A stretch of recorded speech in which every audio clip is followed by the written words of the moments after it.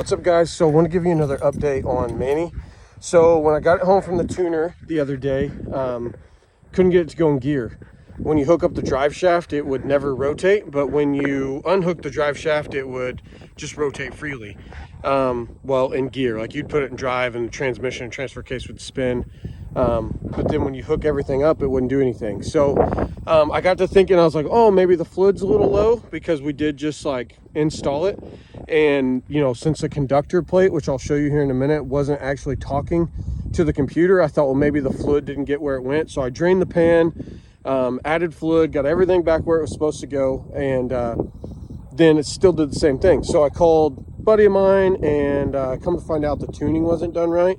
So I called the shop, and the shop has cleared another day for us. Him and his employee are going to go over everything with us. They're also going to make sure that it's running and driving when we're done, because we really think something was missed. The transmission we got only had 4 miles on it. The other van that we got it from was clipped by an overpass when they were towing it. So it has 4.5 miles on it. So the shop had begun to tell me that like the clutches were burned up, because you can't tow these vans with the drive shaft hooked up. Well, you're not really supposed to tow any automatic that way, but like especially these vans, these Sprinters are horrible about that. So but that's not the case. That's not what happened here.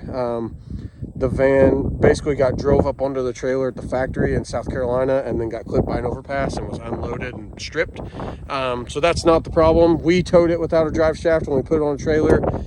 So that's not the issue. But so the van is not running. Well, it runs, everything starts, runs, drives, but we cannot actually put it, like select it in a gear. The computer's not telling you where to go. But like, I just wanted to walk, like, got a new piece of plastic. I don't know if you can, if the video's telling you, can tell the huge color difference.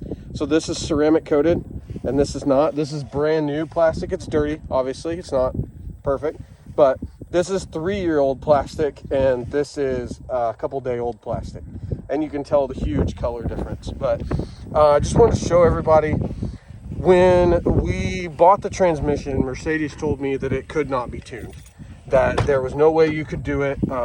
It was impossible, whatever. But so this is a conductor plate.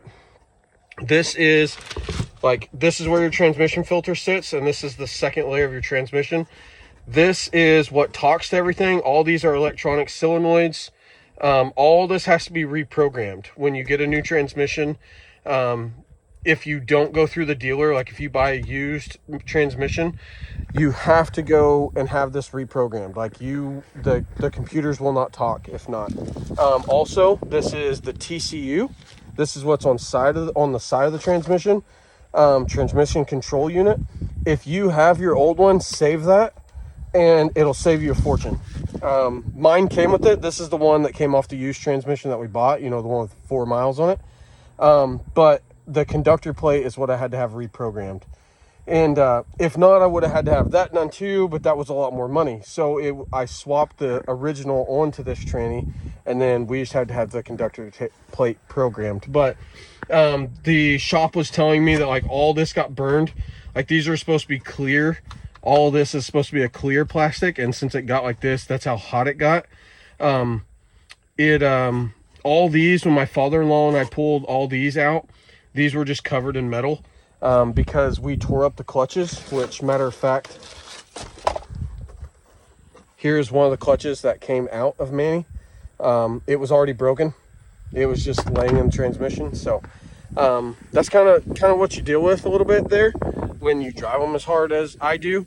That transmission made it 224,000 miles, and it towed every single day. Like the only time it wasn't towing is when we were taking Peyton somewhere or we were running somewhere, but this thing ran 7 days a week, so it was constantly towing. So Wednesday we're taking it back to the tuner. We got to tow it back up near Sedalia, Missouri. That guy has been fantastic so far. You know, a little issue, I get that, but he completely owned up to it, that there might have been an issue with tuning, and then he just said like, hey, what you already paid is covered, just bring me the van back and let's make it right. So I will never knock a business as a business owner for doing that. The fact that he was just like, hey, bring it back, I want to make it right, I want to take care of it, you know, whatever. So we're not 100% sure his number 2 in charge is the one that did it. He was gone. So we're not 100% sure, honestly, if he didn't do everything or if he missed something or whatever. It's extremely frustrating because I was really hoping this was running already, but just the fact that the guy was not rude about it at all, he has earned my business, because I deal with that a lot as a small business owner. Like, people will get frustrated with you, but it's like, I'm always open. I'm always like, hey, look, I'll take care of it. You know, just give me the opportunity to take care of it, and that's all I ask for, because I will. I mean, I'll make it right for you, because I would much rather you be happy than you go around saying, oh man, Robert did a horrible job, or Robert missed this, or Robert missed that. Like, I'm not about that. Like, we're all human, we're all make mistakes, we all have stress. Like, let us have the opportunity to fix it, and we'll make it right for you. So that's where I'm at with that. Once this is running, I will 100% post a video of this running. I cannot wait to have this thing going again. In case, I had a guy ask me on Facebook what size tires these were. So these are 235 85 16s on the factory dually wheels. They actually measure out to just a little over 33s, and this is factory ride height. I have not lifted this van. This is the factory ride height of the 4-wheel drive Sprinters. We did put the Falcon 3-way adjustable shocks on here, which it rides a million times better. Van Compass sells those. A bunch of van companies sell those. I just bought those through Freedom Van Go, and they're advertised for Van Compass. So they're Van Compass Falcon 3-way adjustable shocks. So yeah, this thing, I'm ready to get back on the road. And I was going to show you guys the motor. So let me take you over here to the motor. So here is the motor, the original motor out of Manny. As much as I hate how it's sitting here, when we got it pulled out, the farmer that we bought our house from actually let us use the engine stand. And when we got it out, we just set it over here because we were in a hurry to get Manny to Mercedes for tuning. And he actually needed the cherry picker back. So we just put it here, and my father-in-law and I keep saying we're going to tear it apart, but I keep pulling sensors off of it. I've pulled other stuff off of it that I've needed because Mercedes is just too expensive. But as you can see, these motors are very, very, like, there's electronics everywhere. Here's your injectors, and I mean, I could go through this. This is probably one of the dumbest things ever. This is your fuel filter. So like a lot of guys, when you do your fuel filter service, there's a line that comes across here, which this is it actually. This runs across injector to injector, and it's very notorious for breaking. So if you're going to change this, just be extra careful. But what I was going to tell you is this motor, unless you buy a used one, this 3.0 V6 from Mercedes is $25,000. We paid for the one that's in Manny now. We gave $9,000 for a 40,000 mile 3.0 V6 out of a Freightliner. Same motor, but that was one of those things, like Mercedes said they would never talk, like it was completely impossible. And come to find out, all it was Mercedes had to go in here, and all your injectors are VIN locked. So they had to go in and reprogram everything that had a VIN lock on it so that it could all talk, which I think is completely stupid. But whatever, it worked. It cost me $750 in tuning at Mercedes to have that done, and drove it home. So I'm not going to complain too much there. And then we've put another almost 60,000 on it since then, before the training went out. But whatever, it is what it is. We're past that. But yeah, this, as much as I hate to say it, this is just sitting here. I leave it covered up, and when I need something off of it, I just rob it off of it, and usually fix Manny right next to it, and goes from there. But yeah, if you are gonna have to replace one of these, get ready to spend 25 grand at Mercedes. Like, I would go find a used one. LKQ had several when I was looking, and then even when I was looking for the transmission, I found a couple at LKQ.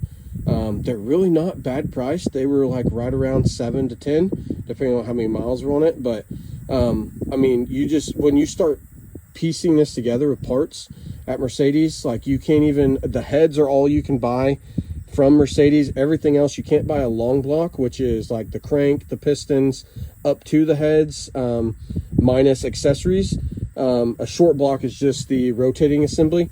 So you can't buy any of that. You buy a complete motor or you buy the heads. That's it. You can buy the cams and stuff like that, but you can't buy pieces. Like, I just wanted to buy a rotating assembly, a short block, and Mercedes had told me they were completely unavailable. So I don't know if that was just my local Mercedes like trying to make $1 off me or what, but yeah, they had told me, they quoted me $24,980 for this motor. And then it had to be installed at Mercedes. They couldn't order it unless the van was sitting at the dealership. And then they told me a whole bunch of mumbo jumbo about it being like $7 more grand to put it in. And it was just like, basically I was looking at roughly 33 to 35,000 to put a new motor in it, and the motor went out at 180,000. So I'm sitting there thinking, like, that's almost half of what I gave you for the van, and I'm not going to do that. So then when my father-in-law and I found the other motor, we YouTubed it for like a day, figured out how to take the full front end off, and then we ended up swapping everything right here in the driveway. And Mercedes was shocked when we took it in, and then they had the tuning done in like a couple hours and drove it home. So I'm not going to complain there, but yeah, I will do an update as soon as Manny's running. I really hope that it's just something simple like my buddy had told me when we get back down to Sedalia, or up to Sedalia. And I really hope to drive this thing home. It's been a long time since I've got to drive it. It's been down almost 6 weeks, 5 weeks, something like that. I've got several trips that I've got to get done in it. I've got work trips that I try to do in it when I don't have to take a trailer. So looking forward to getting all that done. And then Stephanie and I are looking forward to doing some camping in it. So a lot to do, a lot to get done. And we're still working on the work truck. Buddy of mine in North Carolina sold me a 99 F-250 7.3 with a 4-wheel drive. I drove it home from North Carolina, and 200 miles out, it started having some transmission issues, leaking fluid. It ended up just being a gasket, but my wife and I changed the gasket, and then a week later, 2 weeks later, I lost third gear. Which it had 387,000 miles on the truck. So, I mean, I can't really complain. I knew what I was getting into. But my father-in-law and I got that transmission in. My brother-in-law actually ended up coming over and helping. We got that all put in, and then we were waiting on a couple parts. Somehow it's ended up in a bind. We had it rotating the other day, like putting a torque wrench on the front and or a brake over, and you were able to spin the motor and like tighten down the torque converter bolts. And some people in here may have no idea what I'm talking about, and you know, I will elaborate when we get back to work on that. So I'll have another video, but it's set for about a week, 7-10 days, something like that, waiting on parts. We came out here the other day to start putting the nuts on and like getting everything buttoned up, so when we took the rental back I could have this truck done. Well, now it won't rotate. So we ended up separating the transmission and the motor a little bit, and then it started rotating. So somewhere there's an input shaft that comes out some way, shape, or form that's in a bind, and when we get the transmission bolted up in there, we either have the torque converter like out a little bit and it's causing it to be in a bind. So either way, we've got to pull the transmission apart from the motor, recheck the torque converter, and then bolt it all back up in hopes that it's all running then. So a little bit of work left to do with that. Once I get that truck running, I would love to post a video of it, because we're going to be parking this unless we're using it, and that truck, which we have nicknamed Mater from, you know, the movie Cars, he will be doing all the legwork on the trailer. So anytime the trailer's going somewhere within a 200-ish mile range, that truck will be doing all the towing. And then if I go to like Florida or go somewhere crazy and it cannot be done in just this, I'll just rent a truck, because we're not going back through putting another motor and a tranny in this. And believe it or not, we actually put the motor in this a year ago. I wish we would have recorded that, because my father-in-law and I did that in 2 days. It was more like 16 hours, because we could only work during the day because we do it all outside. We don't have a big fancy shop. So we did everything, did the swap, and then hauled it to Arkansas to have them tune it. So I'm going to try to post more of that stuff. You guys seem to really like the Mercedes stuff, which I love, because I have fallen in love with these vans as much as I also hate these vans. There's a lot of like quirky stuff with them, but I'll be posting more of that, and then I'll keep you guys in the loop. But wanted to give you an update of why you haven't seen a video of this running yet. So thanks for following along. To the new subscribers, thank you so much for being here. We really hope to bring on more people, and this channel is more of a mix of everything. Like, we're not just going to stick to one thing. Stephanie and I are just really going to try to just post our life, and just hope you guys follow along and enjoy it, because we love following some of the guys that we follow, and hope to see you guys out there. Thanks so much, guys. Bye.